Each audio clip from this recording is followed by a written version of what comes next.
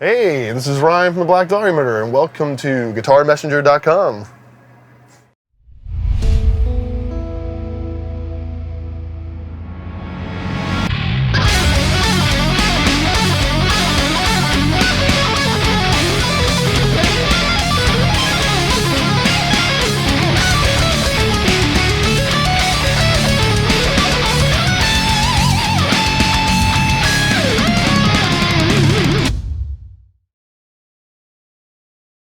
Hey guys, welcome to GuitarMessenger.com. I'm hanging out with Ryan Knight from the Black Dahlia Murder. Hello.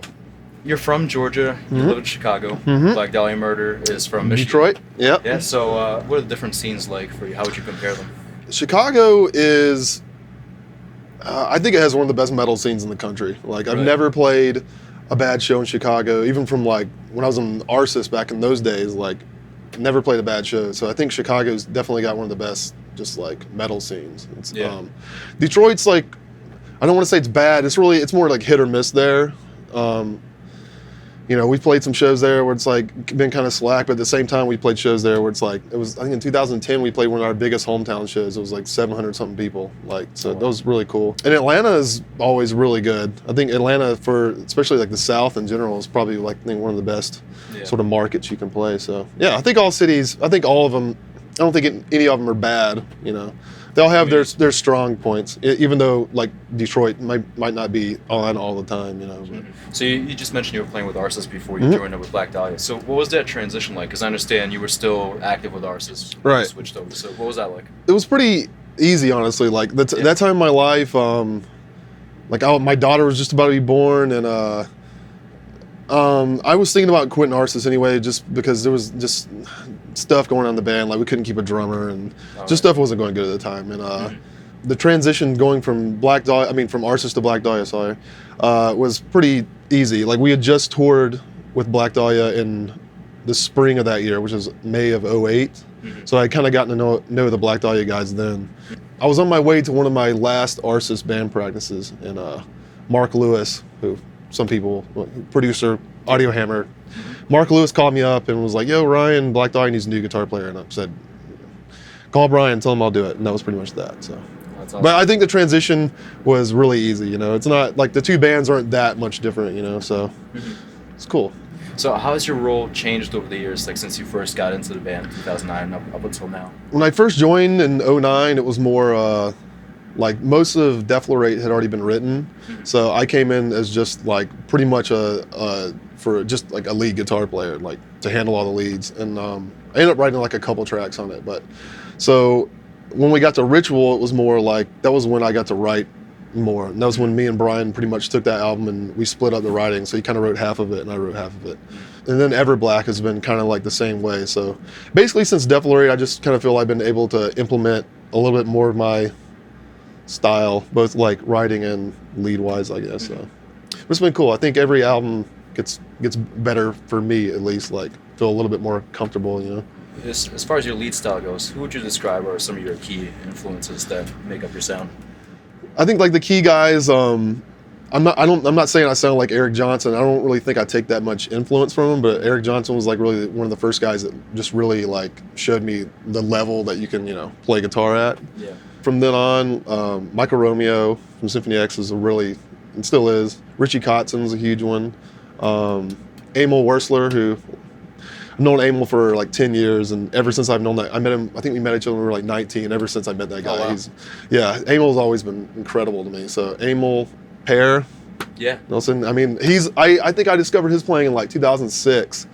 And he's like one of those guys, I don't really think my playing sounds much like it, but I just like him a lot, you know, like it's very, you know, awesome. And I like Brent Mason a lot. I like Jimmy Herring a lot. This guy Guthrie Trapp, he's like a Nashville session guy. I just discovered him about a year and a half ago. He's really, really awesome. So that's kind of like some of the old people and some of the new people that I've really been into. And Yngwie, of course, stuff like that. Jason Becker, sure. Marty Friedman, you know. I was gonna say, Greg Howe. Oh, yeah. I was gonna say with Jason Becker, Marty Friedman, I get a little bit of a cacophony vibe every now and then, like in the vibrato and stuff. Oh yeah. I really like reflections. Yeah, I really like the 80s like feel and vibrato and stuff. Yeah, totally. Yeah, I mean, like sure. Perpetual Burn was like one of those first albums I ever heard. So you know, definitely. I will say this, like when I was younger, I liked Jason a lot better for the more technical flair, but as I've gotten older, I still love them both, but I prefer Marty more now. So the new album Ever Black came out. What's the feedback been like? It's been really good. I think we were kind of worried about having to do this album because like Ritual was received so well, and it was just kind of like, you feel like you need to top that one. Mm-hmm. So, but no, the response has been good. It sold like, it's the highest selling one in the first week for us, which I was really surprised. Congratulations, that's awesome. Yeah, thank you. It was like about, I think, 1,000 more than the previous one, so that's really cool. Yeah. What's your favorite moment on the album? I don't know, man. There's a few. The song Phantom Limb Masturbation has kind of like a really long solo in it. I think that's pretty cool. It just sounds like really different, I think, than anything I've ever done and anything that's been on one of the band CDs. And Into the Ever Black, I think, is a really cool song. Let's see. Raped in Hatred by Vines of Thorn. That's I think that one's got some like almost like poppy moments to it, Yeah. And I like the solo in that one. I don't know. It's got a lot of good moments, I think. Cool, yeah. I like that you guys are having fun with the song titles. It's totally. It's a little bit tongue in cheek, but so brutal. It kind of goes along. Totally with it. trying to just have fun all the time. Yeah, I think I read somewhere you guys kind of describe yourself as a horror movie, but musically. I think like death metal in general is really it's like horror movie as music. It's like the music is like a horror movie kind of, except it's audio. Yeah. So yeah, totally. But we're all like horror movie enthusiasts and stuff. So especially Trevor. Right on. So you guys have been shifting around with the lineup a little bit over the last few years. So are you guys solid now? Yeah, I mean, Max is our new bass player. Well, he's not really new. He's been with us for about 2 years. Okay. And Alan, our new drummer, he's been with us since October. I don't think we could have found a better. We tried out about 7 or 8 dudes, and Alan, just killed it. He's 23 years old. He's really young, and he's fun to be around. He's like doesn't ever complain or anything. So That's great. I think we nailed it with Alan. I want to kind of track back and find out what originally got you into playing, and how you kind of progressed from there, how your influences changed over the years, and to where you are now. Well, my mom plays piano, my dad sings, so I guess I came from a pretty musical family. But yeah, I want to say one of my best friends, his older sister used to babysit me, and this is like back in like the early like 89, 90, 91. Mm-hmm.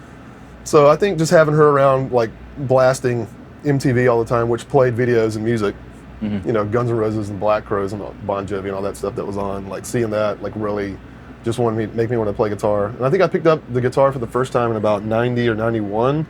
Okay. But like, for some reason, being that young, I was under the impression that to make loud, like fast guitar solos and stuff, that I was hearing at that time, Poison and stuff like that was still in the background. So I was like, oh, you just bang on it and it makes that sound. And then, so of course, when I got my guitar, I was like, oh no, you actually have to know how to play it. I was young and naive. So it took some commitment at that point. I put it down for 2 or 3 years. And then when I was like, I guess 12, I picked it back up, and that's when I started like learning with stuff like Alice in Chains and Nirvana and Offspring and stuff like that. So it's in the mid-90s at this point. Oh yeah. And I was really into like Soundgarden and that whole like Seattle stuff. I was really into that. So that's like some of the first stuff I learned. And then I guess when I was like 16, on some trip I was on, like I saw Eric Johnson play on like Austin City Limits, and I was like, oh yeah, whoa, like that's a classic. I was like, that's insane. And from then on, like that sort of made me want to explore. And I think like Yngwie was like the next guy after that. And then and then it just snowballed. Like you start finding out about like all these other dudes, Yeah.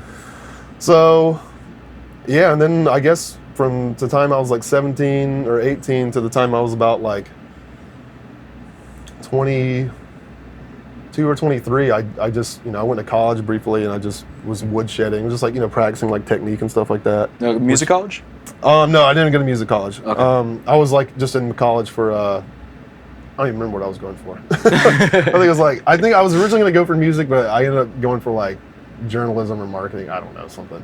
But anyway, all I pretty much did was just play guitar the whole time anyway. I was in college. Practicing like technique and stuff. And then, I guess when I was about 22 or 23, that's when I got the Arsis gig, so I started touring a lot then. Okay. And then that led to this, and then now I started taking guitar lessons again like 3 years ago. Oh, really? Yeah, I just got to a point where I was like, I had like all this information that I knew, but like it wasn't like put together, like organized. So when I was, when I moved to Chicago, I was like, I'm sure I wanted to take from like a jazz dude because I knew those guys could teach me like the way, Right. So about like 3 years ago, found a really good jazz teacher up there in Chicago, and he pretty much like started me like all the way over and like was like, yeah, a lot of stuff, but it wasn't like organized. It's like, oh, I know scale fragments here and here and here and here. It's like, okay, here's how to put them all together on the fretboard, and, oh, cool. And then just, on and on and on, stuff. Made me like start sight reading again, which I hate sight reading. But. For us guitar players, tab is kind of the way. Yeah, especially after reading like tab for so long. Yeah. It's just, I bet you can sight read tab. I can pretty well, actually. I've done it so much that, I can. Right. Yeah, it's kind of crazy. Yeah, I'm by no means like a jazz guitar player. But I learned like a lot from the concepts and stuff. For sure. It's even still like sinking into my brain, a lot of it. So, but yeah. What are you working on these days as a guitar player? Mainly like I worked on like I guess technique for so long that now when I'm home when I have free time I just try to practice like improvising over chord changes like 1-4-5s and 2-5-1s, stuff like that. Like I just feel like I'm so far behind. Like I wish I would have gotten to that at least like 6 or 7 years ago. So like I'll take if there's like something like Lydian dominant or something, I'll take like a chord and just play like Lydian dominant over it. It's like to get like familiar with the sound and how it sounds and stuff like that. So slowly, very slowly, taking all these new concepts and trying to like put them to use and whatnot. So. For sure. Do you think there's room to incorporate that kind of sound into death metal as well? And oh yeah, I mean, connected? Yeah, I totally do. Because I know big part of your sound, you got your diminished and augmented. Moments here and there. So I feel like with each album, well, actually starting on this album, I think I get a little bit closer to doing what I actually want to do. I'm still not. I feel like I'm still not able to totally comprehend what I'm doing sometimes. Like I know what I'm doing, but it's hard to explain. You know how it is. Yeah, like the diminished thing. I think I've run that into the ground. So like I try to get away from it. It's still there though. I think what I should do with diminished though, I should start using more of like the actual scale, like half whole or whole half. Yeah. So I want to start doing more of that and totally try to use more like chromatics and stuff like that.